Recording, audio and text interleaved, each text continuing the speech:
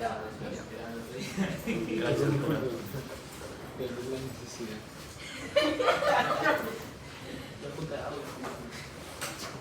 ¿Ya?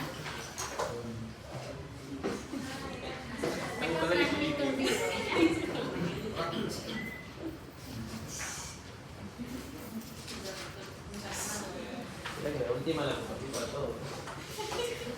Ya, chicos, hoy día vamos a ver en la agenda que nos toca, vamos a adelantar neuropediatría porque vamos a hacer en el caso de simulación, en el caso de trauma shock, un paciente que está convulsionando, en el tema de dosis de medicamentos. Por eso es que se ha decidido adelantar lo que es neuro. Luego, en las siguientes semanas vamos a hacer correlativas de lo que sí. Hoy día vamos a ver convulsión febril, vamos a ver estatus epiléptico, vamos a ver meningitis aguda y vamos a ver también lo que es MECTEL, que es meningitis producido por tuberculosis. Vamos a empezar con el diagnóstico que es más frecuente en neuropediatría, que es una causa bastante frecuente que llegan en emergencia, que es... ¿Sí? ¿Es alguno? Sí, no.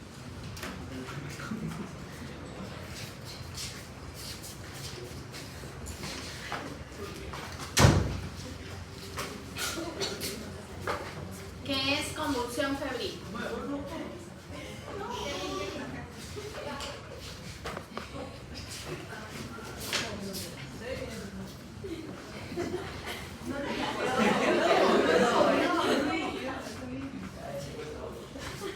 Ya, entonces una de las causas frecuentes que llegan a la emergencia es convulsión febril. ¿Cómo llega el paciente? Generalmente llega una mamá bastante ansiosa en la madrugada, que su bebé ha estado con un proceso respiratorio o que se le ha colocado la vacuna o que está con diarrea y que ha estado haciendo temperaturas altas. La mamá lo ha encontrado en movimientos de brazos y de piernas. La mamá generalmente llega sin poder hablar, llega el paciente y tú observas y ya generalmente está en periodo vosital, es decir, que está dormido o en algunos casos puede estar llorando y ¿qué es lo que te mencionó la mamá? Que de un momento a otro dejó de prácticamente respirar, tuvo movimientos en el cuerpo y se puso morado, ¿no? Es lo que te refiere generalmente la mamá. Entonces, ¿cuánto dura generalmente la convulsión febril? No debería durar más allá de 5 minutos, la típica, ¿no? La típica o la simple debería durar menos de 5 minutos. Entonces llega una mamá con el antecedente de algún proceso infeccioso, que se haya colocado la vacuna y que haya estado con fiebre. Tú lo revisas al paciente, precisamente el paciente está con fiebre. Tienes que cuantificar cuánto de temperatura tiene tu paciente y empiezas a hacer los medios físicos o le das el tratamiento adecuado para la fiebre. No le das ningún anticonvulsivante porque generalmente esas convulsiones febriles típicas tienen menos duración de 5 minutos. Entonces no se le da un anticonvulsivante, solamente es el manejo de la fiebre, ¿ya? Entonces es episodios convulsivos que se dan entre los 6 meses y los 5 años de edad. En este paciente no tiene que haber tenido un antecedente de algún problema neurológico de fondo, es decir, que no tenga diagnóstico de PCI, diagnóstico de epilepsia o diagnóstico asociado a alguna enfermedad neurológica. Segundo, no tiene que haber tenido ningún proceso de infección intracraneal, como por ejemplo una meningitis, ¿no? Paciente que de repente fue diagnosticado de meningitis, estuvo con tratamiento, le dieron de alta y volvió a convulsionar. No debería de tener ningún proceso infeccioso neurológico o algún problema, por ejemplo un traumatismo. Te dice, en la mañana se cayó en mi segundo piso, no pasó nada, lo traje después. No, no tiene que haber una causa de traumatismo y tampoco una causa metabólica o sistémica que lo justifique. Es decir, que no vaya a tener, por ejemplo, una hiponatremia o un problema electrolítico de fondo o, por ejemplo, una hipoglicemia o una hiperglicemia de fondo. Entonces, es un paciente previamente sano, sin problema neurológico de fondo, sin problema de traumatismo de fondo y sin problema metabólico de fondo, ¿ya? Para yo poder catalogar que este paciente tiene una convulsión febril. El rango de edad va entre los 4 meses a 6 meses. Generalmente la literatura habla de los 6 meses hasta los 5 años de edad. 5 años de edad con 11 meses aproximadamente, ¿ya? Si me llega un paciente convulsionando de 2 meses, ¿entra para convulsión febril? No. Si llega un paciente de 8 años, ¿entra para convulsión febril? No. Yo ya no lo puedo catalogar como convulsión febril. ¿Ya? Entonces el concepto, por favor, debería estar bastante claro. Un paciente sano entre los 6 meses de edad hasta los 5 años de edad con 11 meses. La epidemiología constituye el evento convulsivo más frecuente en la infancia, con una prevalencia entre el 4 al 5% de todos los niños y una incidencia anual de 460 en 100.000 nacidos menores de 4 años. La incidencia máxima se va a dar a los 18 meses, con una media, con un promedio de más o menos entre los 17 a los 22 meses de edad. Hay un ligero predominio hacia el varón para las convulsiones, según bibliografía española. La etiopatogenia, ¿cuál es la explicación más aceptada? Es madurativa. Es decir, el cerebro recibe la descarga de la temperatura alta, todavía no está suficientemente maduro, y esto va a generar la descarga neurológica generando los movimientos involuntarios. Existen 4 explicaciones: la madurativa, que es la que está asociada a la maduración del cerebro; la inmunológico, en el cual se explica un desequilibrio entre las citoquinas pro y antiinflamatorias; las infecciosas, es decir, asociadas generalmente a ciertos virus, como por ejemplo la influenza, COVID, coronavirus, OCA43 y el herpes tipo 6. Genético, hay una predisposición genética que manifiesta que papá, mamá convulsionó, el pequeño puede llegar a convulsionar. Entonces existen 4 causas que me pueden explicar, la madurativa siendo una de las principales para explicar el porqué el proceso de la convulsión. Hay 2 tipos de convulsión: la convulsión febril simple o típica, que se da en un 60 a un 70%, y la convulsión compleja o atípica. En la convulsión simple o típica son aquellas crisis que aparecen en niños con edades entre los 6 meses hasta los 5 años, 11 meses, sin una patología de fondo ni crisis afebriles anteriores, es decir, que haya tenido una convulsión sin fiebre. En las primeras 24 horas del proceso febril, generalmente con una temperatura mayor de 38 grados.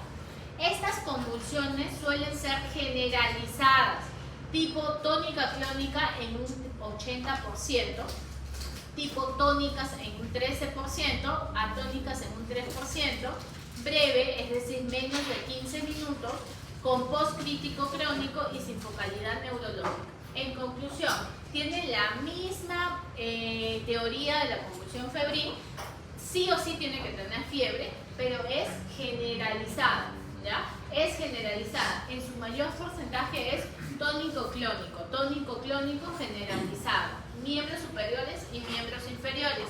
En cambio, en las convulsiones febriles atípicas, que se dan un 30 a un 40%, suelen ser focales, es decir, en una zona del cuerpo. Puede ser una mano, puede ser la parte de la cara, puede ser una parte del pie. La crisis focal son difíciles de detectar al ser sutiles signos de focalidad. Solamente pueden tener desviación ocular, pueden tener asimetrías motoras en el contexto de una crisis bilateral. Pueden ser varias en 24 horas. Si son 2 o 3, hablamos de atípicas, ya no lo clasificamos como típicas. El diagnóstico es netamente clínico, es decir, observamos al paciente o mediante las preguntas que se le hace a la mamá llegamos a identificar lo que fue una convulsión febril. Después de la convulsión, este paciente tiene una conciencia normal. Identificamos el foco de la infección, ¿no? Buscamos orofaringe, vemos oídos, vemos que no sea digestivo, vemos que no sea urinaria o que no haya tenido algún antecedente de alguna vacuna que se le haya colocado en los días anteriores.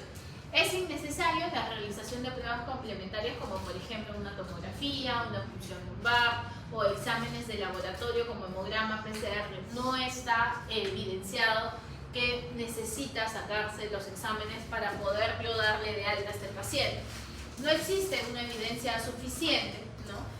Cuando yo le saco el examen, si por ejemplo tiene algún factor de riesgo, ¿no? Paciente que por ejemplo está entre 4 a 6 meses, pacientes que tengan 6 a 12 meses que no están vacunados por influenza, por neumococo, pacientes que tengan una temperatura de 37.7, 37.6, o sea que tengan solo febrícula, o pacientes que estén con un tratamiento antibiótico previo. la punción lumbar solamente le vamos a sacar en pacientes que yo sospecho que tengan infección del sistema nervioso central, como por ejemplo unas meningitis, que tendrían que encontrar la fontanela abombada en los lactantes menores de 18 meses. Si no está adecuadamente vacunado, es decir, no tiene influenza, no tiene neumococo. Si es que ha estado recibiendo un antibiótico previo a los días previos, si ha tenido estatus febril, es decir, más de 20 minutos, o si es que hay una alteración prolongada del nivel de conciencia.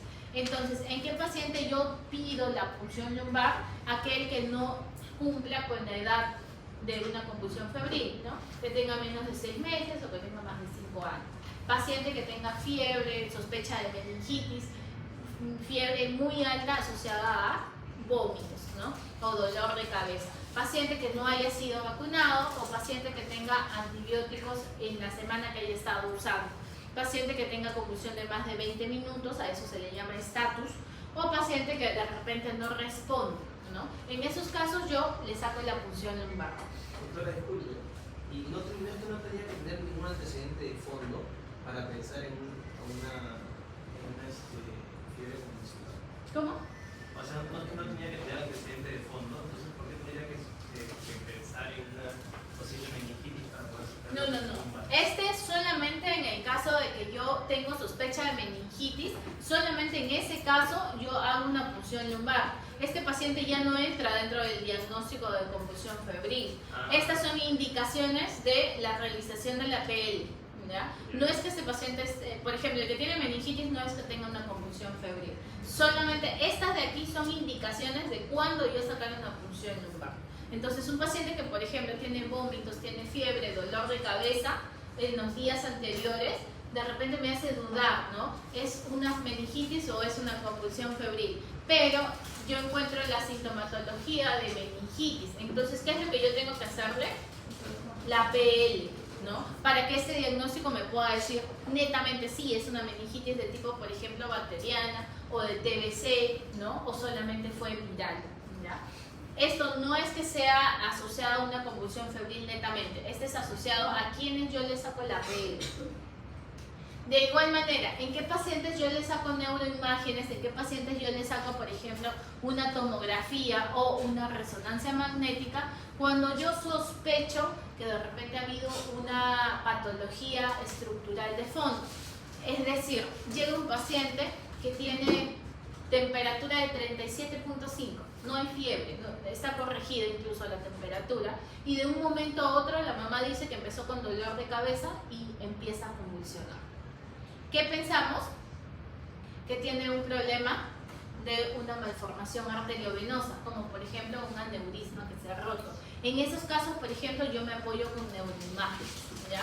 En pacientes que tienen más de 6 años, netamente me queda claro que sí o sí yo tengo que practicar PL o neuroimágenes porque no estoy pensando en una convulsión febril, ¿ya? ¿En quiénes más yo puedo sacar, por ejemplo, neuroimágenes? Aquel que ha estado con antecedente de dolor de cabeza varios días y que de un momento a otro pues empieza a convulsionar. Paciente que de repente ha tenido un traumatismo, ¿no? Ha tenido un traumatismo, se ha caído, también saco una tomografía. En pacientes sin fiebre que de un momento a otro llegan convulsionando, tengo que también descartar, por ejemplo, neurocisticercosis, ¿no? Más prevalentes sobre todo en nuestro país. Entonces, solamente en esos casos yo saco neuroimágenes, ya sea una tomografía o en el mejor de los casos una resonancia magnética. En quienes también alteración de conciencia prolongada, paciente que no responde. Estatus febriles, nuevamente, que dura más de 20 minutos. Y en pacientes con focalidad neurológica, es decir, en una zona del cuerpo. Estamos hablando de las convulsiones febriles también complejas o atípicas, también entran dentro del diagnóstico para sacarle neuroimágenes. ¿Y cuál es el tratamiento de las convulsiones febriles de per se? No requieren un tratamiento en específico porque la gran mayoría tienen una duración de poco tiempo. Ahora, Si la duración es más de 5 minutos y el paciente está, por ejemplo, en casa, ¿no? Está extrahospitalario, se puede usar el diazepam rectal. En otros países, como por ejemplo Estados Unidos, en España, la gente ya tiene conocimiento que su hijo puede incluso llegar a convulsionar, ¿no? Entonces, o ha tenido un antecedente, ¿no? Y está durando más de 5 minutos, ya saben que, por ejemplo, el diazepam se puede usar rectal, ¿no? O se puede usar también el midazolam por vía oral a 0.5 miligramos por kilo, que suele ser una alternativa bastante segura y eficaz. Entonces, ¿qué hago yo con un paciente que llega a la emergencia? Primero, como siempre, empiezo a valorar mi triángulo, en el cual valoro el aspecto, la parte respiratoria y la parte de circulación. Y empiezo con mi A, B, C, D, E. Empiezo primero con la parte aérea. Pongo todo lo que son los monitores de la saturación, de la frecuencia cardíaca, ¿no? De la presión arterial, y si veo que es un paciente que está cianótico, un paciente que está desaturando, inmediatamente pongo la mascarilla. En realidad, el algoritmo me dice que sí o sí yo debería de colocar oxígeno, ¿ya? Sin embargo, en la práctica a veces llegan los pacientes y no colocamos el oxígeno. De frente valoramos si fue una convulsión febril y no se coloca el oxígeno. Pero las guías mencionan que sí o sí debemos de colocar oxígeno, más allá independiente de si está desaturando o no. Veo si yo tengo un paciente que tiene la vía venosa periférica canalizada, es decir, si la licenciada ha podido canalizarlo, porque a veces estos pacientes, como están convulsionando, no es fácil acceso. Entonces, si yo veo que no tiene una vía periférica, yo le puedo colocar el midazolam intranasal, intramuscular u oral. Pero si el paciente está canalizado, le puedo usar el diazepam o el midazolam. Solamente en casos de que esta convulsión me esté durando más de 5 minutos, ¿ya? Generalmente la mamá va a llegar con el paciente ya en estado postvital, porque desde que sale de su casa hasta que llega al hospital ya pasaron 5 minutos. Y esa es la convulsión febril típica. No actuamos, simplemente buscamos la causa de la fiebre. Pero si este paciente está convulsionando más de 5 minutos, más de 15 minutos, estoy pensando en la atípica. Ahí ya tengo que actuar, porque en estatus convulsivo les voy a explicar por qué es que tenemos que actuar pasando ya los 5 minutos. Y yo valoro, yo hago mi exploración y mi historia clínica. ¿Tiene la convulsión febril típica o la convulsión febril atípica? Si tiene la convulsión febril atípica, pues tengo que sacarle sí exámenes de laboratorio. Si tiene la convulsión febril típica, entonces yo le doy de alta inmediatamente, ¿ya? Idealmente debería, por la idiosincrasia de nuestro país, debería evaluarlo o observarlo por un par de horas, ¿no? No necesariamente hospitalizarlo, pero sí observarlo. Luego, si yo tengo la historia clínica de la convulsión febril atípica, saco los exámenes de laboratorio, ¿no? Pero si es la típica, no voy a sacar exámenes de laboratorio. El pronóstico va a depender. Cuando yo refiero a un neuropediatra en un paciente con convulsión febril, ante el tercer episodio de convulsión febril aislada, es decir, tiene ahorita 4 años y ha tenido episodio de convulsión febril en este año 2 veces y el año pasado 1 vez. O sea, ya estoy hablando de 3 episodios de convulsión febril. En estos casos, yo ya tengo que derivar a neuropediatría para que busque las causas, si es que está asociado a epilepsia o no. Pero si solamente hablamos de un problema, una convulsión febril, 2 convulsión febril, le explicamos que es la parte de maduración a nivel cerebral y que este paciente no es necesario que requiera una evaluación, un electroencefalograma o una tomografía, ¿ya? Porque el riesgo de recurrencia es bajo. Ahora, el riesgo de epilepsia, ¿en quienes yo podría pensar? En pacientes que tienen menos de 12 meses, que tienen convulsiones febriles recurrentes, más de 3, en pacientes que tengan antecedentes familiares con convulsión febril o epilepsia, en las convulsiones febriles atípicas, en la alteración neurológica previa o en pacientes que hayan tenido una primera convulsión febril tras una vacunación. ¿Y cuáles son los anticonvulsivantes que podríamos usar? El midazolam y el diazepam. El midazolam puedo usarlo de transmucosa oral a dosis de 0.5 miligramos por kilo. La ampolla me viene de 10 miligramos, siendo la dosis máxima 10. El midazolam nasal a 0.2 miligramos por kilo, máximo 5 miligramos, que es el más seguro y eficaz, incluso que el diazepam rectal. El midazolam intramuscular a dosis de 0.2 miligramos por kilo, máximo 5 miligramos, siendo seguro y eficaz como el diazepam y como el lorazepam intravenoso. Si se realiza un acceso venoso periférico, puede ser la primera elección el diazepam endovenoso. ¿A dosis de cuánto? De 0.3 miligramos por kilo.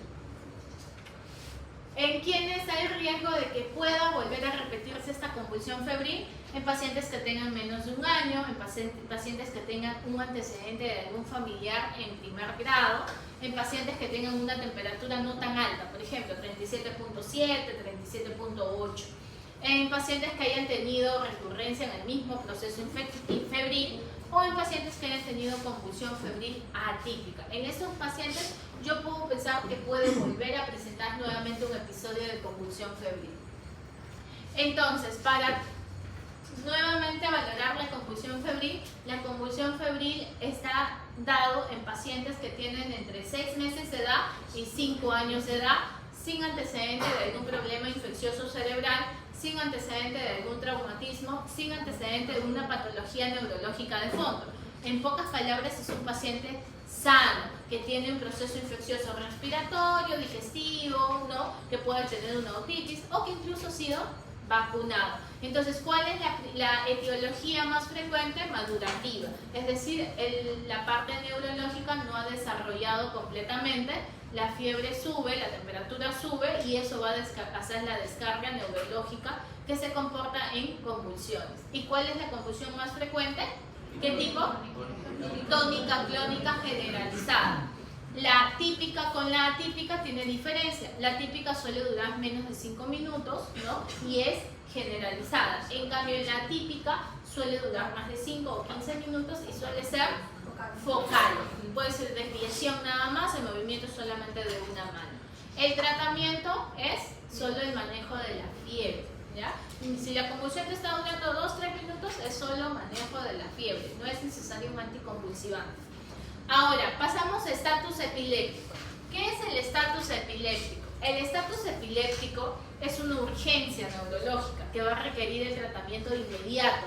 ¿Por qué? Porque puede llevar a la muerte a este paciente o incondicionar una morbilidad significativa, es decir, un problema neurológico permanente. Es la emergencia neurológica más común, con una incidencia de 18-23 por cada 100.000 nacidos, por cada 100.000 niños por año. Existen diferentes definiciones. Existe la definición del ILAE, que es la Liga Internacional contra la Epilepsia, que define como una convulsión con aparición transitoria de signos y síntomas debidos a actividades neuronales excesivas o síncronas anormal en el cerebro. Las convulsiones son generalmente breves y por definición pueden ser autolimitadas. ¿Qué me dice la definición tradicional? Que es la de una crisis comicial que dura un tiempo prolongado de más de 30 minutos o diferentes crisis que se van a repetir de modo que no existe una recuperación completa.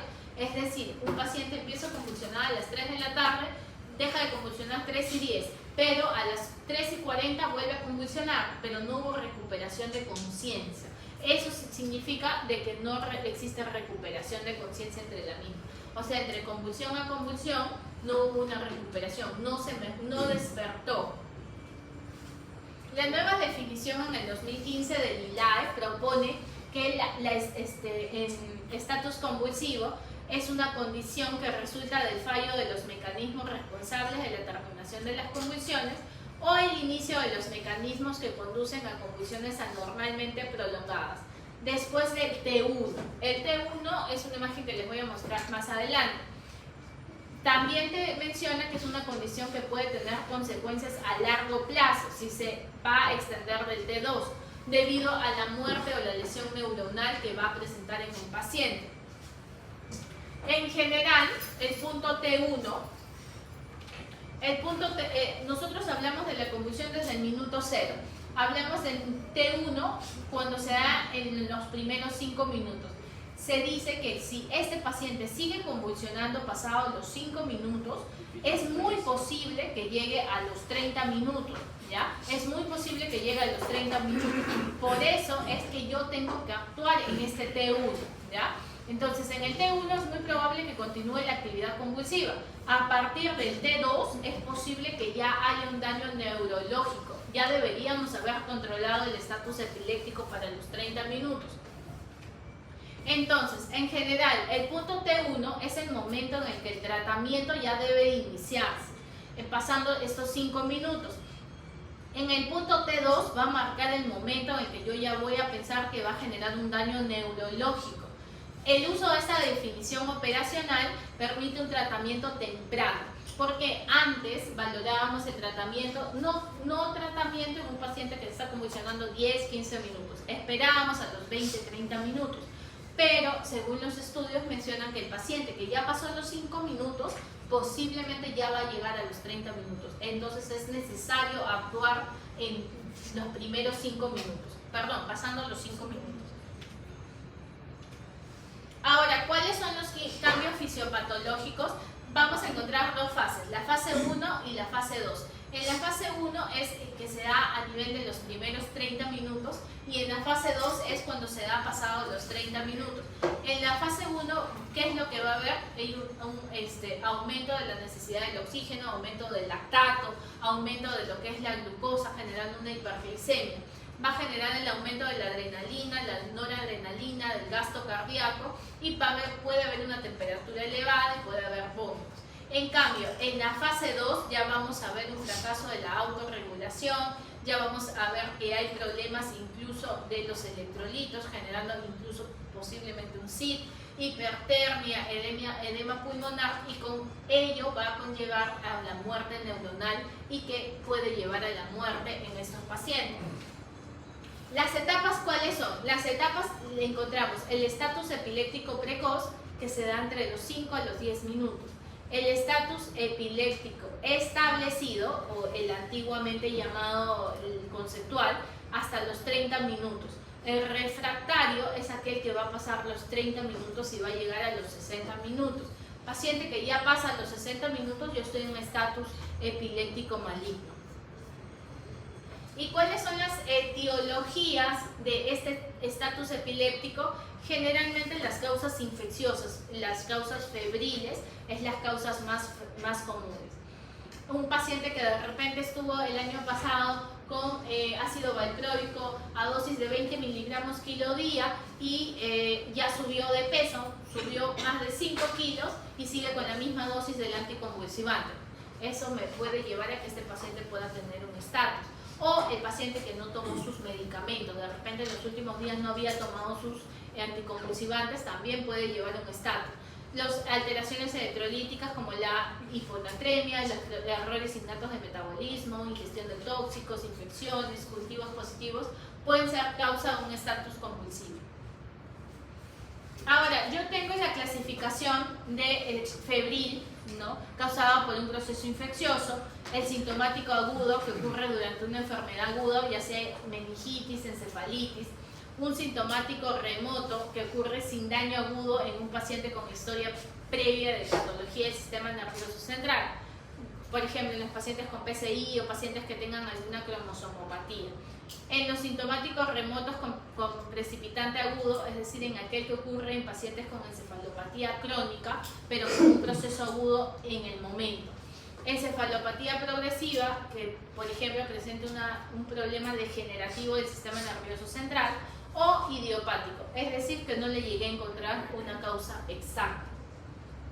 En el diagnóstico, ¿qué es lo que yo tengo que valorar? Iniciar, sacarle la glucosa para poder valorar si este paciente tiene un problema de hipoglicemia o hiperglicemia. Le saco sonograma para ver que no hay una leucocitosis, ¿no? En las meningitis, por ejemplo, podemos ver leucocitosis con desviación izquierda. Le saco un panel metabólico básico. Tengo que sacar electrolitos para descartar, por ejemplo, hiponatremia. Tengo que sacar calcio, magnesio y en los pacientes que están tomando fármacos antiepilépticos, el dosaje de este medicamento. En el caso de estos pacientes puedo ayudarme con las neuroimágenes, con la función lumbar, y en otros exámenes puedo sacar la función hepática, las bases arteriales, coagulación, toxicológico, dependiendo de la causa que yo me esté enfocando o viendo. El tratamiento, de igual manera, empiezo con la vía aérea, le coloco oxígeno, veo la parte respiratoria y veo la parte de la circulación. ¿Y qué es lo que hago? Mi ABCD, saco la glucosa, tengo o no tengo una vena. Si no tengo una vena, puedo colocar el midazolam intramuscular o bucal o el diazepam rectal. Si tengo mi vía endovenosa, empiezo con el diazepam endovenoso. ¿A dosis de cuánto? De 0.3 miligramos por kilo. La dosis máxima es una ampolla, que es 10 miligramos. En el caso del midazolam, 0.15 miligramos por kilo por dosis, máximo 10 miligramos. Yo le di mi primera dosis, no resuelve, sigue convulsionando. ¿Qué le doy? Mi segunda dosis de benzodiazepina. Puedo darle el diazepam o puedo darle el midazolam. No mejora, pasaron mis 10 minutos, ya le coloqué mi segunda dosis de benzodiazepina, sigue convulsionando. ¿Qué hago? Empiezo con mis fármacos de segunda línea. Aquí tengo el más frecuente que encuentro en los hospitales, es la fenitoína. Y la fenitoína empiezo con dosis de carga. Generalmente va de 15 a 20 miligramos por kilo y se le coloca en 20 minutos. En otras ocasiones puedo yo usar el ácido valproico endovenoso a 20 miligramos por kilo o el levetiracetam. Pero, ¿qué es lo que nosotros generalmente tenemos? La fenitoína. Empezamos con dosis de carga. La dosis de carga va de 15 a 20 y la dosis de mantenimiento va de 5 a 10 miligramos.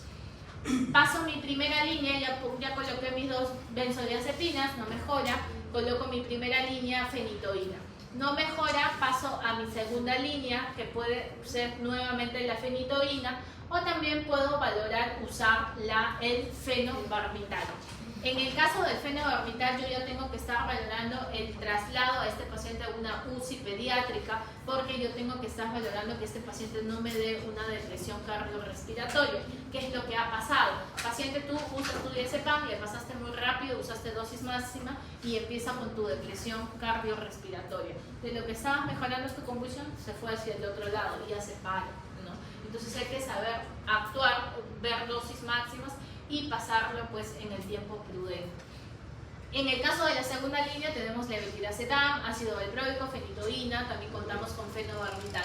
No convulsiona, pasaron 30 minutos, este paciente ya debe estar en una unidad de cuidados intensivos porque va a necesitar medicamentos como por ejemplo el propofol, el tiopental, que son anestésicos.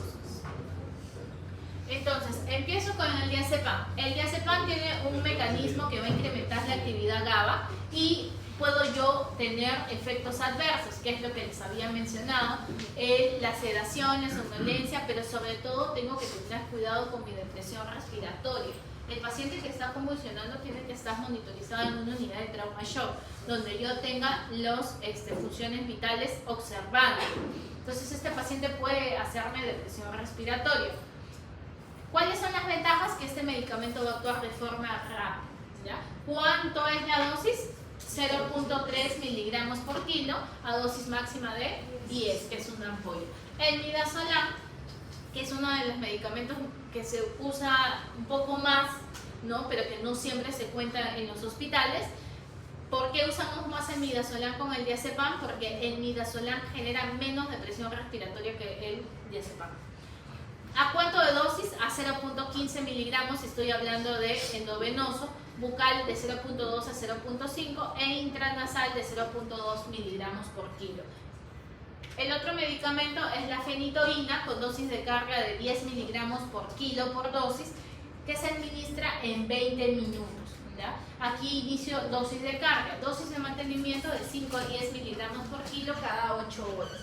El ácido valproico, que también puedo usarlo endovenoso, nosotros lo usamos más en vía oral de mantenimiento, a dosis de 20 miligramos kilodosis, y la vía oral lo usamos de 20 a 40 miligramos kilodosis kilo día en tratamiento de epilepsia, por ejemplo. Otro medicamento que usamos bastante es el levetiracetam, a dosis endovenosa de 30 a 60 miligramos kilodosis. Y el otro medicamento es el fenobarbital. Ojo, con el fenobarbital, como les mencionaba, hay que estar monitorizando la frecuencia respiratoria, la frecuencia cardíaca, porque me puede llevar a apnea, a laringoespasmo o depresión respiratoria. La dosis, igual que la fenitoína, 20 miligramos kilodosis, basada en 15 a 20 minutos.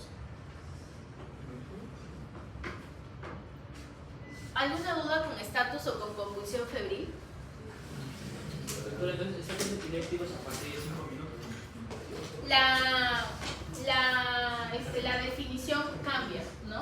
Como les he mencionado, la definición de la conceptual, la antigua, es más de 20 minutos, ¿no? Pero 20 a 30 minutos, pero tú actúas en el actuar mediante el T1 y el T2, tienes tú que actuar más de 5 minutos. Yo no te puedo decir estatus convulsivo a un paciente que está convulsionando 8 minutos a 10 minutos, pero sí tengo que actuar como si fuera un estatus. O sea, tengo que darle el aviso de diazepina, sí o sí. Esa es la última evidencia según el ILAE de 2015. ¿Qué consecuencias puede traer convulsiones femeninas a repetición? Que el paciente pueda tener el riesgo de epilepsia, ¿no? De que esté asociado a un problema neurológico de fondo. Doctora, ¿es necesario que llegue a picos febriles altos? Ya. Yo hice mi tesis en base a lo que es convulsión febril. El porcentaje de niños que convulsionan generalmente está asociado a una temperatura, por ejemplo, de 39 grados. Pero también existe un porcentaje de que habla de una convulsión febril asociada a temperatura de 37.8 grados, ¿no? Pero mientras más fiebre tiene, hay estudios que revelan de que sí va a tener más predisposición a que convulsione. Sin embargo, el paciente que tiene 37.9 o 37.6 también puede llegar a convulsionar. No existe una explicación exacta, pero sí mientras pase los 37.5 puede llegar a convulsionar. También está asociado a ciertos virus, ¿no? Por ejemplo, el exantema virus, ¿no? Convulsión febril es un tema bastante amplio y bonito. Bueno, al menos a mí me gusta bastante el tema, porque cuando fui residente, mínimo a la semana veía 5 convulsiones febriles. O sea que me pasaba en trauma shock sentada viendo convulsión siempre. Entonces ya todos sabían que yo era experta en convulsión febril porque siempre me llegaba en mi guardia una convulsión febril. Y el detonante, la parte más pesada de la convulsión febril no es el paciente, es la mamá. ¿Por qué? Porque la mamá llega desesperada, cree que su hijo se ha muerto, ¿no? Porque dejó de respirar posiblemente para ella, ¿no? Entonces la mamá es la que llega sin hablar, gritando, y se escucha, pues, ¿no? El grito de, esa es convulsión febril, tocas, es convulsión febril, ¿no? Pero hay que siempre estar monitorizando, ¿no? El paciente, en su mayoría de casos, más de un 80% llega en positral, ¿no? Y ya cuando llega ahí, tú ya lo desvestiste, empezó a llorar, ¿no? Ya reaccionó y ya haces el manejo de la fiebre. Pero sí pueden llegar a convulsionar con 37.7, ¿no? 37.7, 37.8 sí hay evidencia de convulsión. Y ya, entonces vamos a pasar ahora a lo que es meningitis.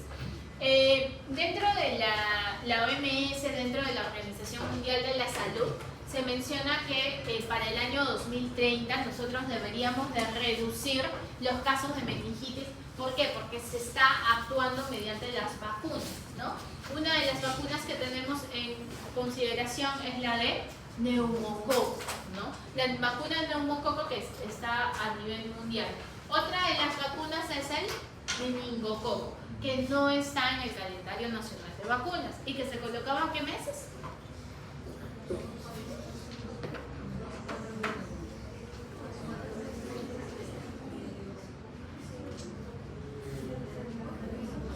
A los 9 meses y a los 12 meses. Existe una organización incluso que se llama Juntos por Dakota, ¿no? Que es una niña que falleció por meningococo. Entonces es todavía prevalente lamentablemente meningitis y va a conllevar a la muerte del paciente porque es una infección bastante grave.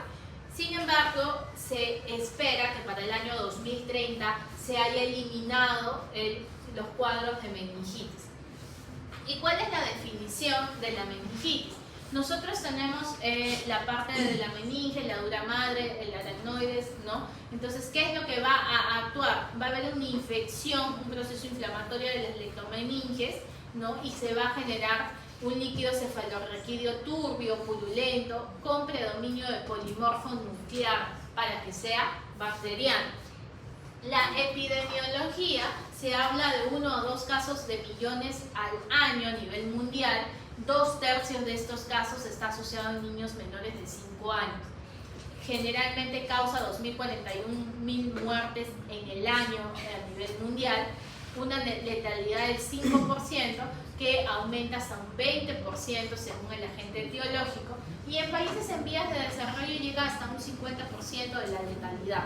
Las secuelas que va a quedar en los sobrevivientes va a ser de un 15 a un 35%, y el 25% va a tener un inicio brusco. Mientras la meningitis haya sido bacteriana, va a ser con mayor frecuencia, mayor letalidad. ¿Y cuál es la fisiopatología? La fisiopatología entra por la parte respiratoria, ¿no? Hay un contacto respiratorio, ya sea de meningococo o ya sea de neumococo o de cualquier otro agente, y mediante la vía respiratoria va a penetrar la bacteria hacia el epitelio nasofaríngeo, y con ello va a conllevar a la parte sistémica por el torrente sanguíneo. Va a hacer una bacteriemia, y esto va a sembrar bacterias a nivel de la meninge, ¿no? Y va a haber una inflamación meningea en el cual puede haber entrada de componentes plasmáticos, de leucocitos, de proteínas a través de la barrera hematoencefálica. Entonces, ¿cómo empieza? La bacteria ingresa por la vía respiratoria. Esta vía respiratoria va a penetrar al torrente sanguíneo, y mediante el torrente sanguíneo va a llegar a nivel cerebral, y lo que va a hacer es inflamar las meninges. Va a haber una lesión endotelial, va a haber un aumento de las sustancias proinflamatorias citocinas, aumento de la permeabilidad hematoencefálica, va a haber un edema vasogénico, entrada de los polimorfos nucleares generando edema intersticial, edema citotóxico, puede haber vasculitis cerebral, y todo ello me va a conllevar un aumento de la presión intracraniana con la disminución de la perfusión, generando injuria neuronal y apoptosis, ¿no? Disminuyendo la volemia sanguínea. ¿Y cuáles son los factores predisponentes? Exposición reciente a un paciente que haya tenido meningitis, infección respiratoria o del oído, viajes recientes a lugares que hayan sido endémicas de meningococo, un traumatismo craneal penetrante, otorreo, rinorrea del líquido cefalorraquídeo, implantes cocleares y defectos anatómicos, por ejemplo, por una derivación ventrículo-peritoneal. En la etiología, en menores de un mes, el Streptococcus galaxiae, igual que sepsis, sigue siendo el agente frecuente, siguiendo de coli y listeria, ¿no? Estos son causantes de sepsis precoz. En 1 a 3 meses también tenemos el Streptococcus galacteae, pero aquí también encontramos E. coli, y ya encontramos a neumococo y a meningococo, que es la Neisseria meningitidis. Entre los 3 meses a los 3 años ya empieza meningitidis, el Neisseria meningitidis, meningococo. ¿Por qué? Porque aquí ya hay vacuna, ¿no? De los 2 meses. A los 3 a los 10 años, nuevamente meningococo y estreptococo. Entre los 10 a los 19 años, meningococo. Aquí está. ¿Cuál es la clínica? Nosotros sabemos que la clínica típica de la meningitis es fiebre, dolor de cabeza y signos meningios. En cambio, en pacientes menores de 18 meses no vamos a ver estos signos clínicos característicos de la meningitis, sino vamos a ver qué es lo que vamos a ver en la fontanela abombada, ¿no? Una fontanela abombada. ¿Qué puede haber? Recién nacido, problemas a nivel de la temperatura, irritabilidad, fontanela abombada, ¿no? Puede haber vómitos. En cambio, en el lactante puede haber irritabilidad, vómitos, y ya podría haber rigidez de nuca asociada a convulsiones. En cambio, en pacientes mayores yo ya voy a encontrar los signos meningios característicos. ¿Y cuáles son estos signos meningios? El signo de Kernig y el signo de Bruczynski. En el signo de Bruczynski, ¿qué es lo que se hace? Involucra la flexión espontánea de las caderas y las rodillas cuando se flexiona pasivamente la cabeza hacia el tórax. En cambio, el de Kernig es la resistencia a la extensión pasiva de la pierna a nivel de la rodilla. Entonces tengo 2 signos, el signo de Bruczynski y el signo de Kernig, más la rigidez de nuca para poder hallar de los signos meningios. Ahora, las lesiones petequiales, las lesiones dérmicas a nivel en la piel, por ende, ¿no? Lesiones petequiales, lesiones purpúricas, me hacen pensar en meningococo. Entonces, si yo veo a un paciente que está convulsionando y que ha estado con fiebre y inmediatamente busco en la piel que tiene lesiones, voy a pensar en enfermedad meningocócica. ¿Y cuáles son los exámenes que voy a sacar? Mi hemograma para descartar que no haya leucocitosis, mis reactantes de fase aguda como el PCR, el PSG. Puedo también sacar evaluación del medio interno, es decir, puedo sacar gases arteriales. Puedo sacar también la glucosa de inicio, los electrolitos para descartar un desequilibrio electrolítico y también la función renal. La punción lumbar se hace en todo paciente con sospecha de sepsis. En todo caso sospechoso está indicado hacer la PL. La maniobra se va a realizar en posición de cúbito lateral y se extrae en dos tubos, uno para poder hallar el citoquímico y el otro para poder estudiar el gram, la bacteria cual estamos valorando. A nivel macroscópico se tiene que evaluar qué color es, ¿no? Y la presión con la que sale este líquido. Se recomienda que la muestra tenga entre 0.5 a 1 mililitro y si se dispone de 10 gotas se saca para el agar de chocolate, para poder ver el laboratorio a nivel microscópico. Este de aquí me va a confirmar el diagnóstico de meningitis bacteriana o me va a confirmar el diagnóstico etiológico. Esta es la posición que se le saca a los recién nacidos, a los neonatos, y esta es la posición que se le saca en la edad pediátrica, de cúbito dorsal. ¿Qué es lo que yo tengo que valorar aquí? Yo tengo que valorar entre L4 y L5 mediante la cresta ilíaca. Hago lo que es la limpieza, la asepsia a nivel del lugar donde voy a hacerlo. Tengo que tener mis apósitos, ¿no? Colocar aquí mi parte estéril y tengo que mediante mi aguja poder iniciar lo que es la punción. Una vez que yo paso la parte del líquido cefalorraquídeo voy a sentir como un chasquido.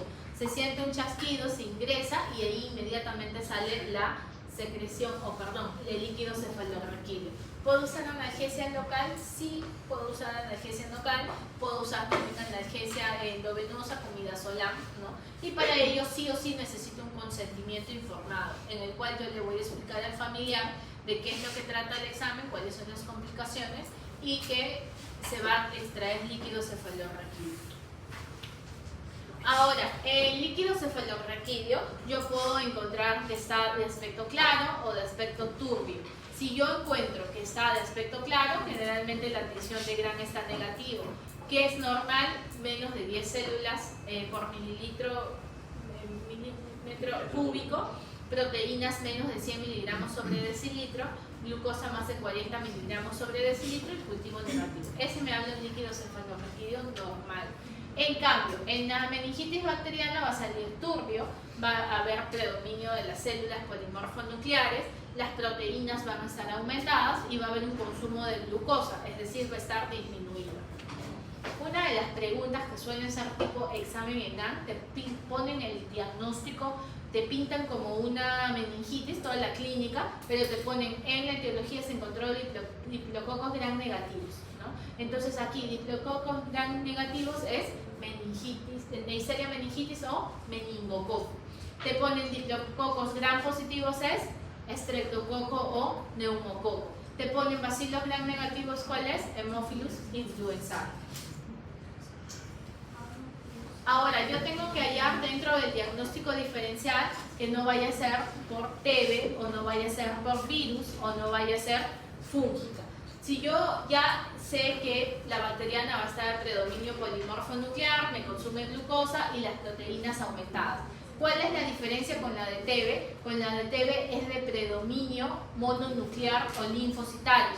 Sin embargo, al inicio puede tener un predominio polimorfonuclear. Aquí la glucosa está baja y las proteínas están altas, ¿ya? El predominio de TB es linfocitario o mononuclear. En la vírica puede haber células, sí, de predominio linfocitario, pero la glucosa suele estar normal y la proteína también podría estar en límites normales, hasta 100. En cambio, en la fúngica, las células pueden ser igual que las víricas, predominio linfocitario, la glucosa suele estar entre 10 y 45, pero las proteínas sí suelen ser altas. Este cuadro de aquí hay que interpretarlo, hay que aprenderlo, porque siempre suelen venir, te ponen el caso clínico con la clínica exacta de la meningitis, pero te ponen en la función lumbar, te ponen si tiene, por ejemplo, hiperglucorraquia o hipoglucorraquia, te ponen hiperproteinorraquia, ¿no? Y ni te dicen el valor, te ponen hiperproteinorraquia, ¿no? O te ponen hipoglucorraquia. Si es coco gram negativo, nuevamente es meningococo. Si es coco gram positivo es neumococo. Si es bacilo gram negativo es Haemophilus influenzae. No se olviden este cuadrito.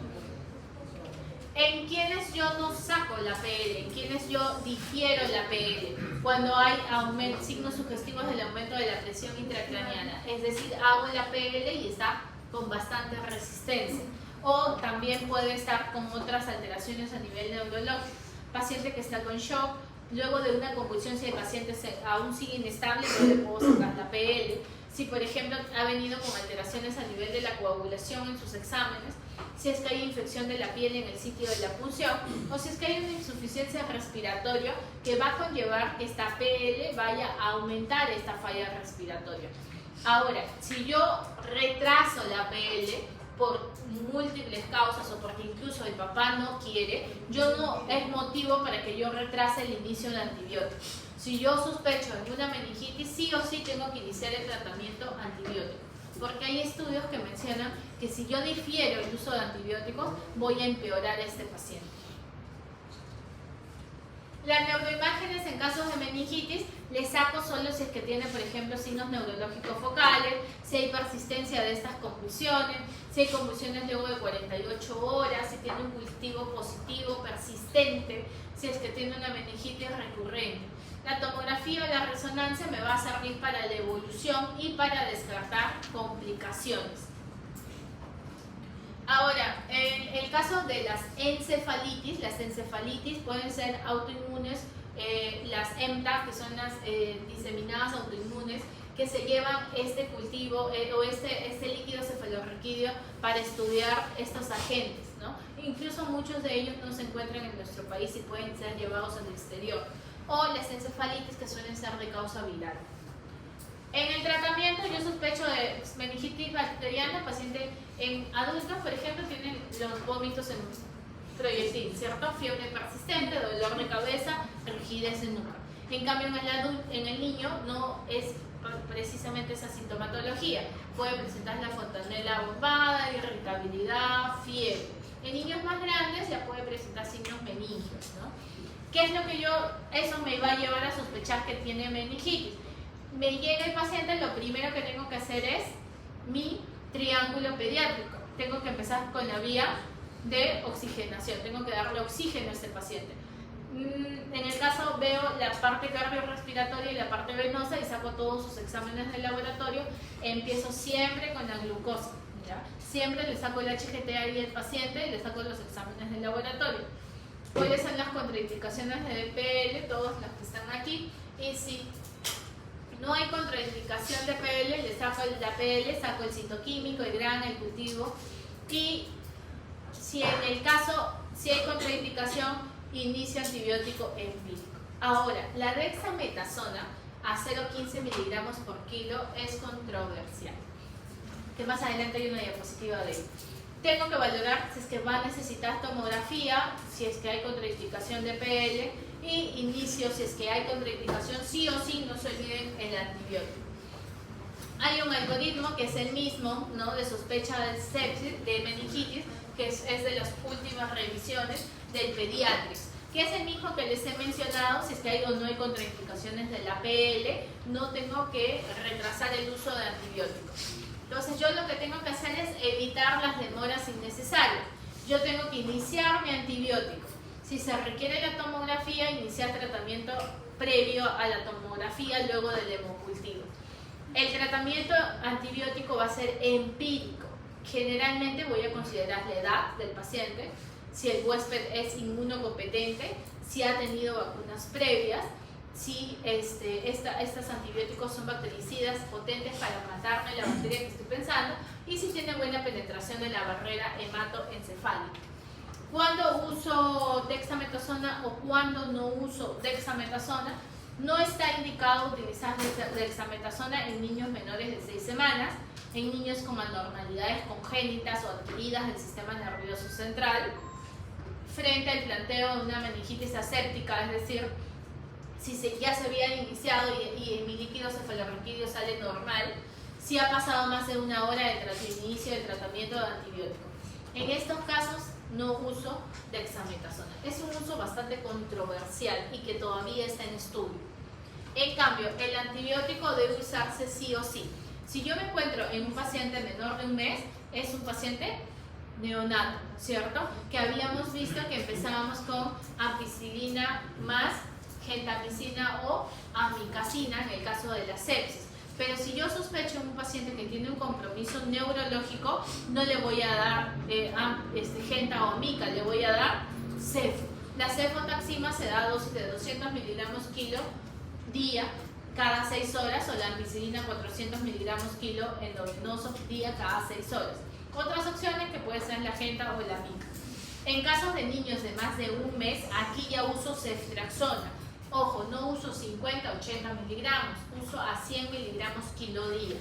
Puedo usar también cefotaxima, puedo usar más cefotaxima más ampicilina o también puedo usar vancomicina. El tratamiento generalmente va entre 10 a 21 días.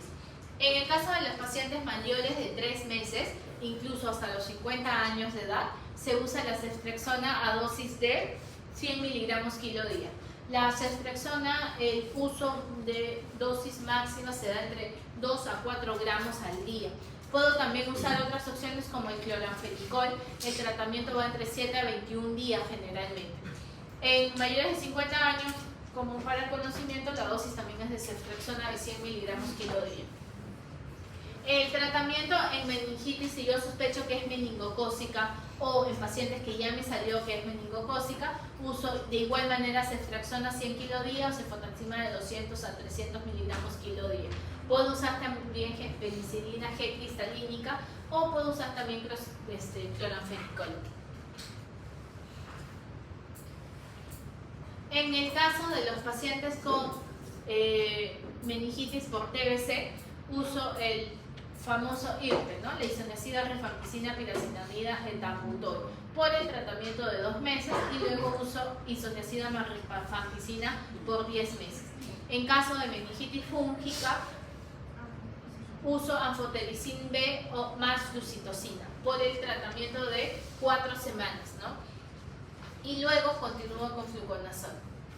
En casos de profilaxis, por ejemplo, en nuestro caso que estamos en frecuente contacto con pacientes con meningitis, se puede usar en el caso de sospecha por meningococo el tratamiento profiláctico con rifampicina, que ha sido también preguntado en un examen de UNEDA. Paciente con tal, y al final te pone, tú eres personal de salud, ¿qué medicamento podrías usar como profilaxis? Rifampicina. También puede ser otras opciones, Ceftra o ciprofloxacina. En caso de profilaxis por contacto paciente con influenza, puedes usar también rifampicina u otras opciones, ceftriaxona. No sé si tienen alguna duda, chicos. Profiláctico. ¿Cómo es profiláctico? Profilaxis es, por ejemplo, tuviste tu contacto con este paciente, las lesiones, por ejemplo, en meningococo.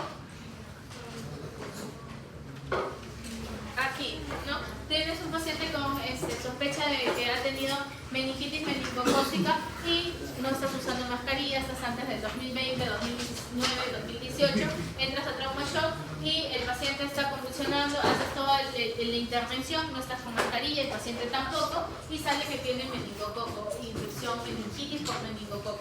Tú como personal de salud puedes usar profilaxis, la rifampicina. La profilaxis significa de que tú vas a protegerte de este agente inmediatamente. Puede ser la rifampicina o puede ser ciprofloxacina, sin que hayas tenido sintomatología, solamente contacto, ¿ya? Entonces, cuando veamos este tipo de lesiones, vamos a pensar en meningococo, ¿ya? ¿Que hay vacunas? Sí hay. Hay vacuna a los 9 meses y a los 12 meses. No se olviden, hay vacunas de parte privada. Ojo, no es la parte del Estado. Del Estado solamente tengo vacuna para neumococo, ¿ya? No tengo para meningococo. Esa es la parte privada. privada. Esas se llaman, ¿cuál es el signo? Lesiones petequiales, lesiones purpúricas. Ok. Doctora, ¿y la transmisión también se le puede dar a la familia? Sí, también, así es. ¿Y cuándo se da? Vía oral, 20 creo que es, 20 miligramos, si mal no recuerdo. Sí, pero es vía oral. Es una sola dosis. Una sola dosis. O ciprofloxacin, de 500 en este caso.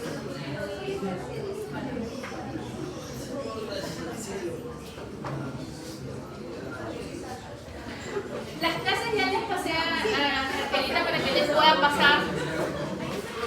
La clase hay clases pendientes de simulación de dosis. Ya se les va a comunicar mediante Raquel qué día se va a recuperar. Es simulación de dosis pediátrica que